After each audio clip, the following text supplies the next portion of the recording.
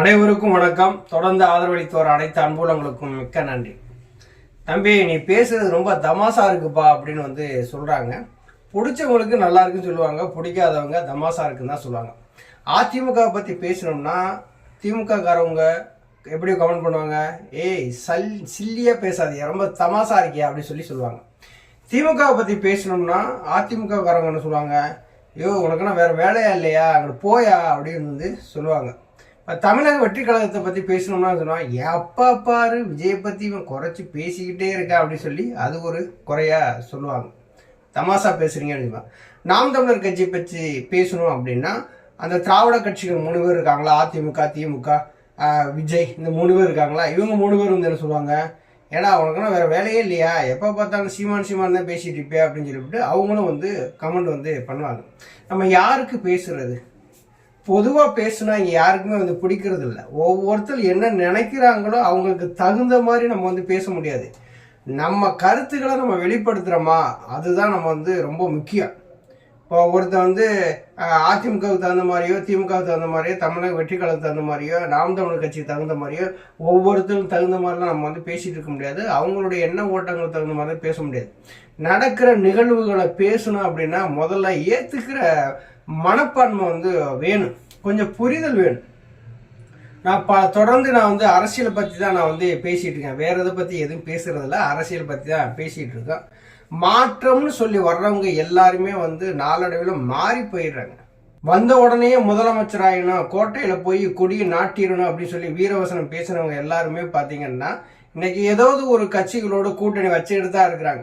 விஜயகாந்த் வந்தாரு, மாற்று நான் தான் தமிழக மக்களுடைய பாதுகாவலர் அப்படின்னு சொல்லி வந்தாரு, தனிச்சு நின்றாரு, 10% வாக்கு வாங்கினாரு, விருத்தாச்சலத்தை நின்று ஜெயிச்சார். அதோட தொடர்ந்து பயணிப்பாருன்னு பார்த்தோம்னா அவர் போய் அதிமுகவோட கூட்டணி வச்சுட்டாரு. 2011 வச்சாரு, எதிர்கட்சி தலைவராக வந்தாரு, ஓரளவு அந்தஸ்தோட இருந்தது அந்த கட்சி. 2016 எடுத்து அவங்களுடைய ஸ்டாண்ட் தான் வீணா போச்சு. மக்கள் நல கூட்டணி ஒன்று ஆரம்பிச்சு இன்னைக்கு திமுகவில் யார் யாரெல்லாம் கூட்டணிக்குள்ள இருக்கிறாங்க அவங்க எல்லாரும் சேர்ந்து ஒரு விஜயகாந்த் தலைமையில ஒரு கூட்டணியை உருவாக்கி விஜயகாந்த் முதலமைச்சர் வேட்பாளர் அறிவிச்சு தேர்தலை சந்திச்சாங்க. மக்கள் ஏத்துக்கிறல. அவரு அதுக்கடுத்து பாத்தீங்கன்னா அவனும் இறந்துட்டாரு, சோழி முடிஞ்சு. ஒரு மாற்றம் சொல்லி வந்த பின்னாடி ஒரு கட்சிகளோடு நீங்க கூட்டணி வச்சீங்க அப்படின்னா நீங்க தொலைஞ்சிங்க. அதுக்கடுத்து மக்கள் நீதி மையம், நான் சென்ட்ரிசம் பேசி வர்றேன், நான் உலகத்தை பற்றி நான் நேசிக்கிறவன், மக்களை பற்றி நேசிக்கிறவன், மண்ணை பற்றி நேசிக்கிறவன் அப்படின்னாரு. இன்னைக்கு வீணா போயிட்டாரு. திமுகவுக்கு ஜால்ரா போட்டுக்கிட்டு இன்னைக்கு ஒரு ராஜ்யசபா எம்பிக்காக ஆசைப்பட்டுக்கிட்டு இன்னைக்கு சட்டசபை தேர்தலில் கூட நிற்க முடியாத ஒரு தகுதியற்ற ஒரு கட்சியா இன்னைக்கு மக்கள் நீதி மையம் மாறிடுச்சு. 2021 இது முதலமைச்சர் வேட்பாளர் கமல்ஹாசன் அவர் கூட தான் சமத்துவ மக்கள் கட்சி கூட்டணி வச்சது. பாரிவேந்தரும் கூட்டணி வச்சு தேர்தலை சந்திச்சாங்க. அப்படி 2021 முதலமைச்சர் வேட்பாளராக அறிவிக்கப்பட்டு களத்தில் இறங்கி மக்களை காப்பாற்ற போறோம்னு சொல்லி வந்த கமலஹாசன் திமுகவோட கூட்டணி வச்சாரு. இந்த 2026 சட்டசபை தேர்தலில் ஒரு சீட்டுல கூட நிற்க முடியாத ஒரு சூழ்நிலை, தொலைஞ்சு கட்சி முடிஞ்சு, அவ்வளவுதான். நான் தாங்க அடுத்த மாற்று அப்படின்னு சொல்லிவிட்டு சரத்குமார் கட்சி ஆரம்பிச்சாரு, முடிஞ்சு. அதாவது இடையில மாற்றுன்னு சொல்லி வந்தவங்க எல்லாருமே பாத்தீங்கன்னா மாற்றத்துக்கான வழி அவங்க தேடல, அவங்களுடைய சீட்டுக்கும் நோட்டுக்கும் ஆசைப்பட்டு கட்சியை அழிச்சதான் மிச்சம், பின்னாடி வரக்கூடிய தொண்டர்களை ஏமாத்தினதான் மிச்சம். இப்படி எல்லாருமே மாற்றம் சொல்லிவிட்டு ஏதாவது ஒரு கட்சிகளோட கூட்டணி வச்சு அவங்கெல்லாம் அரசியல் ரீதியா தோத்து போயிட்டாங்க. மக்கள் பார்த்து சகிச்சுட்டாங்க. அதனாலதான் என்ன பண்றாங்க, அதிமுக இல்லைன்னா திமுக, திமுக இல்லைன்னா அதிமுக, 2 பேர்த்துக்கு யாராவது ஒருத்தருக்கு நம்ம ஓட்டு போட்டு போயிடுவோம் அப்படிங்கிற ஒரு மனநிலைக்கு வந்துட்டாங்க. மாற்றம் அப்படிங்கிறது எப்படின்னா நாம் தமிழர் கட்சி மாதிரி இருக்கணும், அதுதான் உண்மையிலேயே மாற்றம். சமரசம் இல்லாம இருக்கணுங்க, மக்களுக்காக போராடணும், அது ரொம்ப முக்கியம். ஆளுங்கட்சி ஏதாவது தவறு செய்து மக்கள் விரோதமா செயல்படுது அப்படின்னா அந்த மக்களோட மக்களை களத்துல நிக்கணும், அதுதான் மாற்றம். 2016, 19, 21, 24 இந்த 4 தேர்தல்கள், 2019, 24 பாராளுமன்ற தேர்தல், 2016, 21 சட்டசபை தேர்தல். இந்த 4 தேர்தல்களிலும் 234 தொகுதிகளிலும் வேட்பாளரை அறிவிச்சு, அதுவும் 117 ஆணு 117 பெண்ணு அப்படின்னு சொல்லிவிட்டு வேட்பாளரை அறிவிச்சு, யாரோடையும் சமரசம் இல்லாம, யாரோடையும் கூட்டணி சேராம, நோட்டுக்கும் சீட்டுக்கும் ஆசைப்பட்டிருந்தா நேரம் அந்த கட்சி அழிஞ்சிருக்கான். இன்னைக்கு நாம் தமிழர் கட்சி யாரோடையும் கூட்டணி வைக்காம இன்னைக்கு தனிச்சு நிக்கிறதுனாலதான் மாற்றம் அப்படின்னு சொல்லி மக்கள் நினைக்கிறாங்க. ஆனா விஜய் மாற்றம் சொல்லி வர்றாரு. எந்த மாற்றத்துக்காக வர்றாரு அப்படின்னு நமக்கு தெரிஞ்சிடும் இல்லையா? சீமான் சொல்றாரு ஆட்சி முறை மாற்றம் அப்படிங்கிறார்.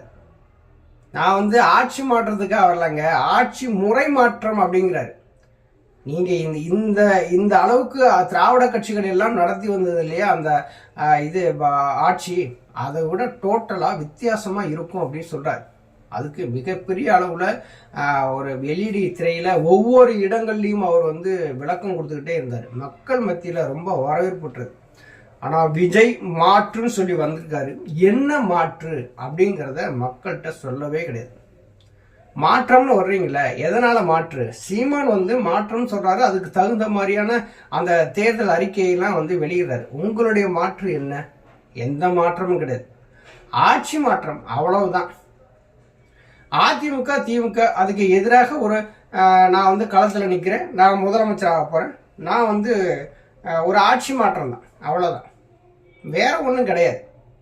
நான் நடிகனாக இருக்கிறேன், நான் ரசிகர்களை சம்பாதிச்சிருக்கிறேன், நான் பொது வழியில் வரும்போது என்னை அப்படியே ஈக்கள் மாதிரி அப்படியே முக்கிறாங்க, அந்த அளவுக்கு கூட்டம் கடலோர மாதிரி இருக்கு. அதனால நான் முதலமைச்சராக வந்துடுவேன். அதிமுக திமுக தான் இன்னைக்கு கட்சி. அதிமுக திமுக ஒரு கட்சியே கிடையாது. எங்களுக்கும் திமுகவுக்கும் தான் போட்டி அப்படின்னு சொல்லி வர்றாரு. மாற்றம்னு சொல்லி வந்தீங்க அப்படின்னா அதிமுகவுக்கும் திமுகவுக்கும் மாற்றாக ஒரு கொள்கை சித்தாந்தத்தோடு நீங்க வர்றீங்க அப்படின்னா அதுதான் மாற்றம். விஜய் மாற்றமே கிடையாது. திமுகவும் இலவசத்தை அறிவிக்கிறாங்க, அதிமுகவும் இலவசத்தை அறிவிக்கிறாங்க. விஜயும் அதைத்தான் செய்யறாரு. புதுசா எதுவுமே செய்யலையே. அங்கே 2000ங்கிறாங்க, இங்க 2000ங்கிறாங்க. தமிழக வெற்றி கழகம் 2500 அப்படிங்கிறாங்க. நான் பெண்கள் மட்டும்தான் பயணிக்கணும் கட்டணம் இல்லாமன்னு திமுக சொல்லுது. அதிமுக ஆணும் பெண்ணும் 2 பேரும் பயணிக்கலாமே அப்படிங்குது. தமிழக வெற்றி கழகத்திலிருந்து கொடுக்கறது என்ன? அனைத்து பெண்களும் அனைத்து பேருந்துகளிலும் இலவசமாக பயணிக்கலாம் அப்படின்னு ஒன்று சொல்றாங்க. அதிமுக 100 யூனிட் இலவச மின்சாரம், திமுக 100 யூனிட் இலவச மின்சாரம். ஆனா ஒரு படிக்கு மேல போய் விஜய் என்ன சொல்றாரு? 200 யூனிட் இலவச மின்சாரம் தருவேன் அப்படின்னு சொல்றாரு. இவரா மாற்று? மாற்றுனா என்னங்க? மாற்றுக்குங்கிற அர்த்தம் தெரியாம தாங்க இன்னைக்கு பல பேர் சுத்துறாங்க. இதுல நம்ம ஏதாவது பேசிட்டோம்னா என்ன சொல்றாங்க, நீ தமாசா பேசாத அப்படிங்கிறீங்க. தமாசெல்லாம் பேசுறது எங்க அரசியல் தெரிஞ்சவன் இதை பேசிட்டே ஆகணும். என்னத்த மாற்றம் வந்துட்டாரு விஜய்? மாத்துறதுக்கு என்ன இருக்கு? அதிமுகவில் இருந்தவங்க பல பேர் உங்கள்ட்ட இருக்காங்க, திமுகவில் இருந்தவங்க பல பேர் உங்கள்கிட்ட தான் இருக்கிறாங்க. அதிமுக திமுக சீட்டு கிடைக்காதவருக்கெல்லாம் கூப்பிட்டு வச்சுக்கிட்டு கிட்டத்தட்ட 30க்கும் மேற்பட்டவருக்கு தாவேக்காவில் சீட்டு கொடுத்துருக்காரு. இதுவா மாற்று? கொள்கை ரீதியாக நீங்க எடுக்கக்கூடிய அந்த முடிவு இருக்கு பாத்தீங்களா? தமிழ் தேசியம்னா தமிழ் தேசியம்தான். தமிழ்நாட்டில் ஒரு தமிழன் தான் ஆளணும். தமிழ்நாட்டில் அனைவரும் வாழலாம். அனைவருக்குமானதுதான் அரசியல். அரசியல்ங்கிறது பொதுவானது, அது எல்லாருக்கும் உண்டு. ஆனா ஆளுகிற தலைமை ஒரு தமிழனுக்கு உண்டு. அது தமிழ் தேசியத்தினுடைய நாங்க அந்த தமிழ் தேசியத்தை முன்னெடுக்கிறோம் அப்படின்னு சொல்லி சீமான் கொண்டு வர்றாரு. அது மாதிரி எதுவும் கொண்டு வர்றாரா? இல்லை. இவர் அஞ்சலி அம்மாவை கொண்டு வர்றாரு, பெரியாரை கொண்டு வர்றாரு, காமராஜரை கொண்டு வர்றாரு, அம்பேத்கரை கொண்டு வர்றாரு, வேலுநாச்சியாரை கொண்டு வர்றாரு. இவர் பூரா திராவிட கட்சிகள்ல எல்லாத்தையுமே கொண்டு வர்றாரு. ஆனா ஓட்டு வாங்குறதுக்கு என்ன பண்றாரு தெரியுமா விஜய்? எம்ஜிஆரையும் அண்ணாவையும் தூக்கிட்டு வர்றாருங்க. இது எப்படி மாற்று? இது மாற்றே கிடையாது. நீங்க ஒரு கோயிலுக்குள்ள போறீங்கன்னு வச்சுங்களேன், கட்சி தொண்டை போட்டுட்டு கோயிலுக்கு உள்ளே போவீங்களா? இல்லை. ஒரு சர்ச்சுக்குள்ள போறீங்க, கட்சி தொண்டை தோல்ல போட்டுட்டு அப்படியே நொண்டி அதென்ன முட்டிக்கால் போட்டு நடந்து போய் போறாரு. பாவத்தை தீர்க்க போறாரு. எந்த பாவத்தை? 41 பேர் பலியானாங்க பாத்தீங்களா? கொஞ்சம் கூட குற்ற உணர்ச்சியே இல்லாம அதுக்கு எனக்கு சம்பந்தம் இல்லைன்னு சொல்லிட்டு பொது வழியில பேசுறாரு விஜய், அதையும் கைதட்டி சிரிக்கிறாங்க பாருங்களேன். அதுதாங்க ரொம்ப வேடிக்கையா இருக்குது. இப்படி ஒரு கூட்டத்தை வச்சுக்கிட்டு நான் முதலமைச்சர் ஆயிடுவேன், மக்களுக்கு நல்லது செய்வேன் அப்படின்னா, இன்னைக்கு முதலமைச்சராக வந்தார் அப்படின்னா என்னப்பா இதெல்லாம் செய்யவே இல்லை அப்படின்னா, நீ திமுக ஆட்சி நடக்கும்போது இதெல்லாம் கேட்டீங்களா, நாங்க வந்தோன்னு எதுக்கு கேட்குறீங்க, அப்படிலாம் நீங்க கேட்க கூடாதுன்னு சொல்லிட்டு 4 பேர் சண்டைக்கு வந்துடும். மக்கள் கேட்கறதுக்கு பயப்படுவாங்க. அந்த மாதிரியான ஒரு சூழல் உருவாயிரும். நேர்மையா இருக்கிறவங்களுக்கு வாக்களிங்க. நீங்க அதிமுகவுக்கு வாக்களிங்க, திமுகவுக்கு வாக்களிங்க, விஜய்க்கே நீங்க வாக்களிங்க, நாம் தமிழர் கட்சிக்கு வாக்களிங்க, யாருக்கு வேணாலும் வாக்களிங்க. நேர்மையா மக்களுக்கு யார் யார் எந்தெந்த இடத்துல களத்துல இறங்கியிருக்காங்க, மக்களுக்காக என்ன செஞ்சிருக்கிறாங்க, மக்களுக்கு விரோதமா செய்யக்கூடிய அந்த திமுக ஆட்சியை யார் யாரெல்லாம் எதிர்த்து குரல் கொடுத்துருக்குறாங்க, எந்தெந்த திட்டங்களை இந்தந்த கட்சிகள் நிப்பாட்டி வச்சிருக்கு, மக்கள் விரோதமான திட்டங்கள் இந்த கட்சிகள் நிப்பாட்டி வச்சுன்னு கூர்ந்து கவனிங்க. அதிமுகவுடைய தேர்தல் அறிக்கை படிங்க, திமுகவுடைய தேர்தல் அறிக்கை படிங்க, நாம் தமிழர் கட்சியுடைய தேர்தல் அறிக்கை படிங்க, தமிழக வெற்றி கழகத்தினுடைய தேர்தல் அறிக்கை படிங்க, எல்லாம் படிங்க. படிச்சு எது உங்களுக்கு நல்லதுன்னு படுதோ அதை நீங்க செய்யுங்க, வாக்களிங்க. அது ஜனநாயக கடமை. இன்னாருக்கு நீங்க நான் ஓட்டு போடுங்க அப்படின்னு சொல்லி உங்களை சொல்லவே முடியாது. அது மிகப்பெரிய தவறு. வாக்குரிமை என்பது அவரவர்களுடைய தனிப்பட்ட உரிமை. அந்த ஜனநாயக கடமையை அவங்க மனச்சாட்சி பிரகாரம் நீங்க வாக்களிங்க. காசு வாங்கி வாக்களிச்சிங்க, 5 வருஷமும் நீங்க யார்கிட்டையும் எதையும் கேட்க முடியாத ஒரு சூழல் உருவாயிரும். அதை பார்த்து வாக்களிங்க. மாற்று அப்படிங்கிறது பார்த்தீங்கன்னா விஜய் ஒரு மாற்றே கிடையாது. அவர் ஒரு திராவிட கட்சி தான். அதிமுக, திமுக, தமிழக வெற்றி கழகம் திராவிட கட்சி வெர்சஸ் தமிழ் தேசியம் பேசக்கூடிய நாம் தமிழர் கட்சி. இப்படி அவங்க திராவிட கட்சிகளுக்கும் தமிழ் தேசியத்துக்குமான ஒரு போட்டியாக தான் இன்னைக்கு அரசியல் சூழல் இருக்குது. நன்றி, வணக்கம்.